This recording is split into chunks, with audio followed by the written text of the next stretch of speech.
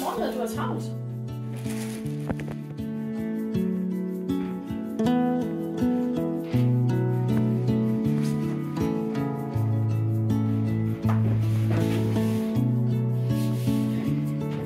God dag, din skat.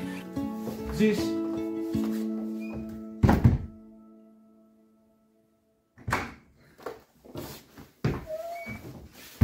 Mor, jeg er hjemme.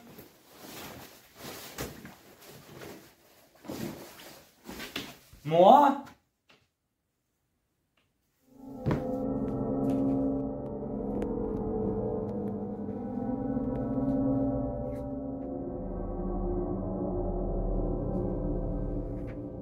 Nej.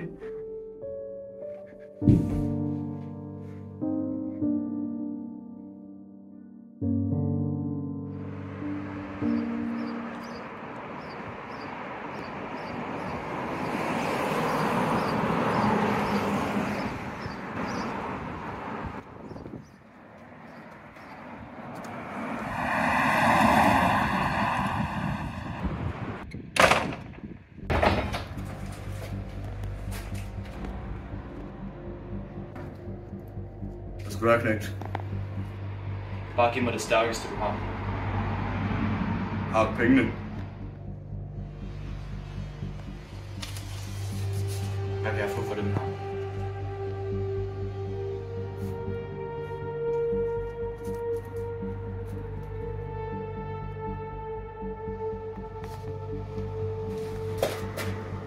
Pengene først.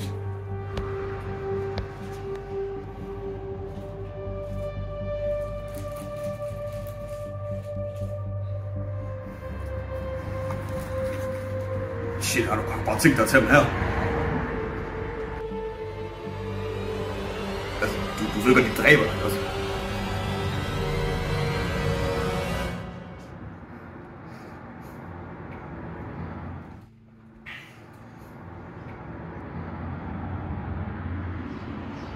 Der sker sgu da ikke noget. Det kommer jo nok.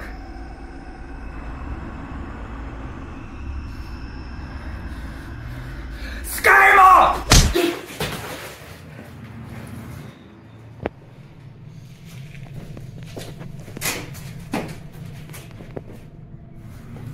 Rolig nu. Pillerne gjorde dig bare stærkere. Du burde være taknemmelig. Hold din kæft!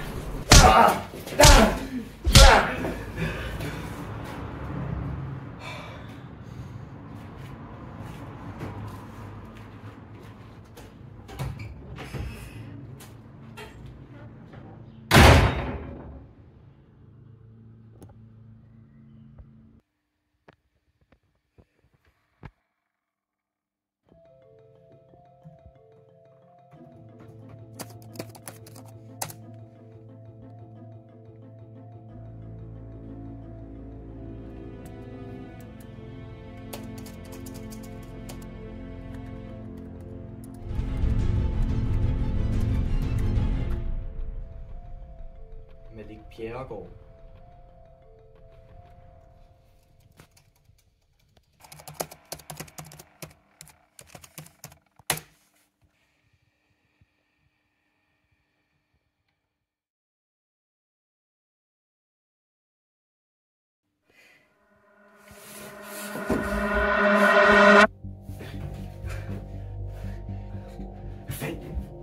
Hvor er jeg? Hvem er du? Bare rolig. Hvis du hjælper mig, så sker der ikke noget. Nej, jeg kender dig ikke engang. Men jeg kender dig. Anton, ikke sandt?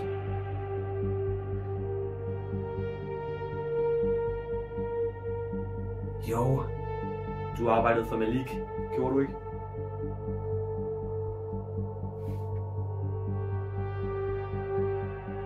Det gjorde jeg. Godt så. Ved du, hvad han lavede lige inden han forsvandt? Nej.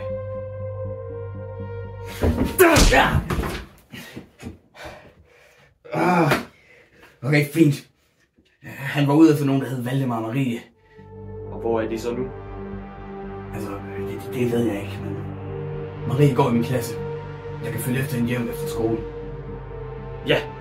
Ja, gør det. Og så skriv til mig, når du har fundet ud af noget. Okay?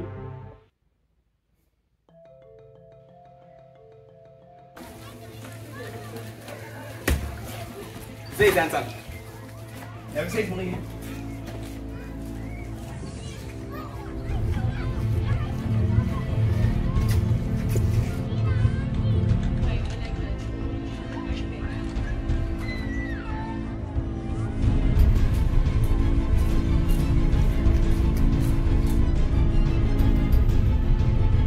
Jo, ligegyldigt hvor stærk han er, har vi jo stadig pistoler.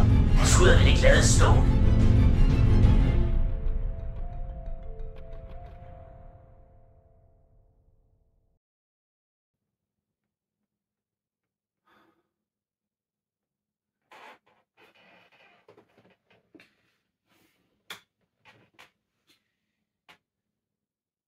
Ja. Godmorgen, skat. Godmorgen. Hvordan har du det? Jeg har det fint. Jeg kan i hvert fald godt hjælpe i dag. Det er godt.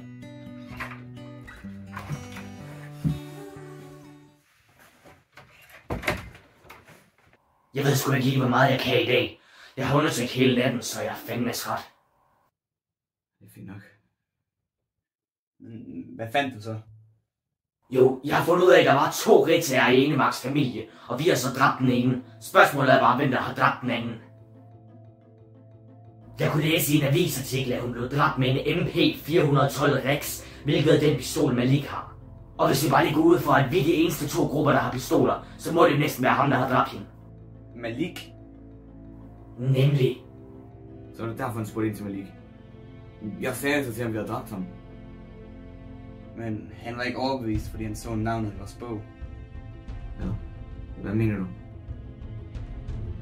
Siden hvor der står, hvem vi har dræbt, er blevet revet ud af bogen. Den skal vi have tilbage. Årstoks, hvad fandt du ellers ud af? Jo, jeg hackede mig ind i politiets filer for at finde Enemark-familiens ejendom. Der var overraskende kun 2, så I ville bare splitte jer op og tjekke dem ud. God idé. Lad os finde ham.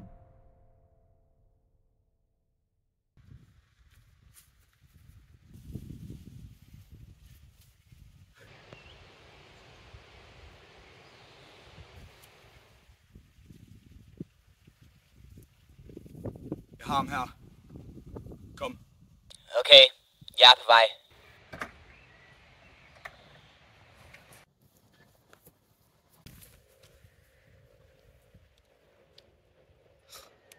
Fuck det. Jeg tager ham sgu selv. Nej, Valdemar, det går.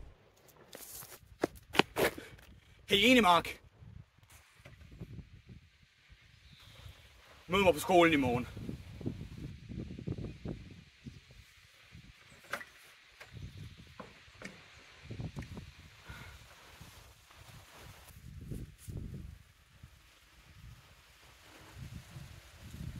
Jeg er ikke sikker. Godt.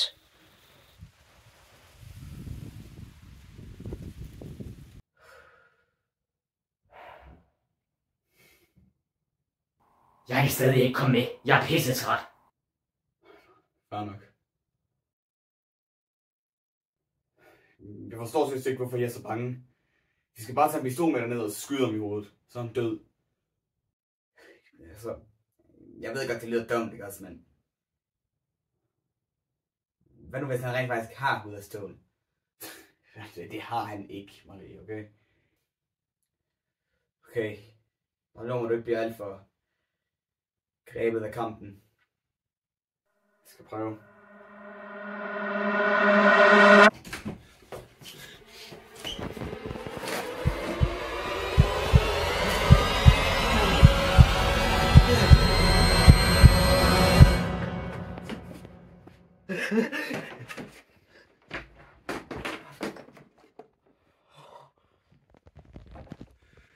Så kan de fandme bare komme ind.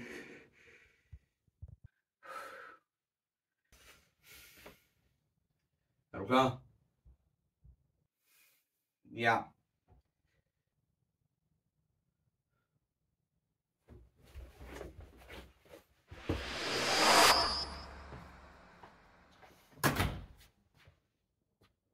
Hvad så? Vi har ikke dræbt din mor. Hvem dræbte de så? I dræbte min kusine. Gjorde I?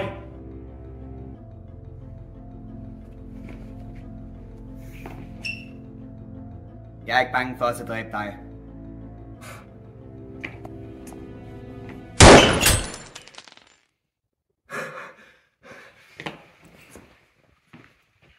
Hvad skete der lige? Den prallede bare af.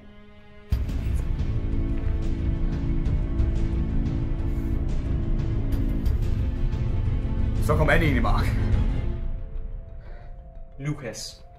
Mit navn er Lukas Enemark.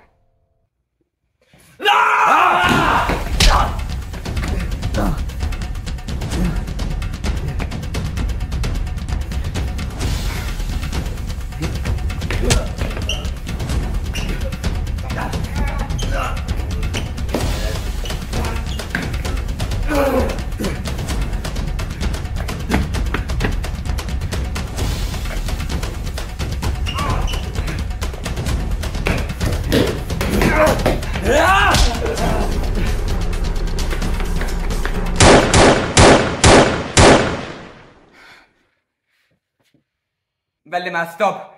Du kommer bare mere til skade, okay?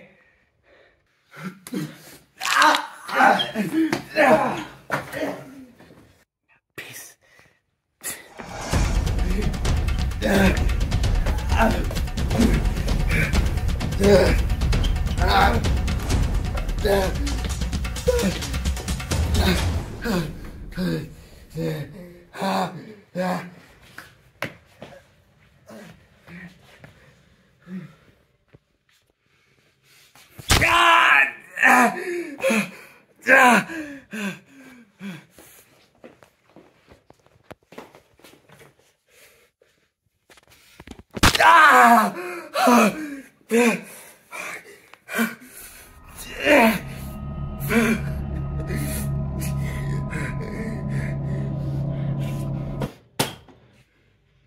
Hvad fanden?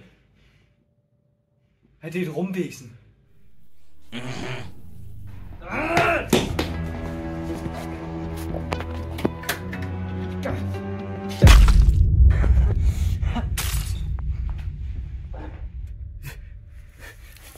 Otto?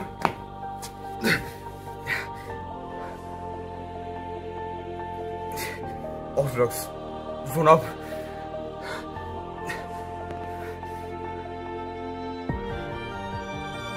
Nej, han er ikke død, vel?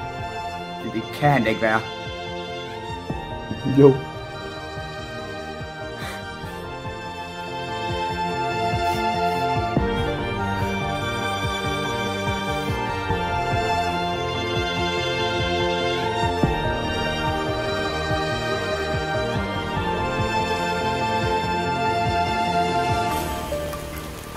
Shit, det er underligt, han bare ikke er ham mere. Han reddede os, Valdemar. Tak skæbne for det. Du var en god... godt rumvæsen. Reptilian. Reptilian.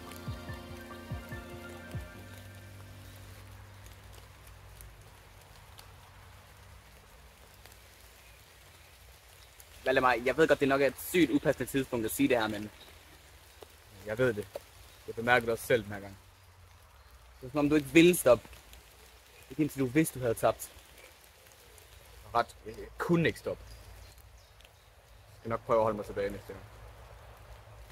Og hvad hvis det ikke virker? Så finder vi ud af til den tid. Det gør vi.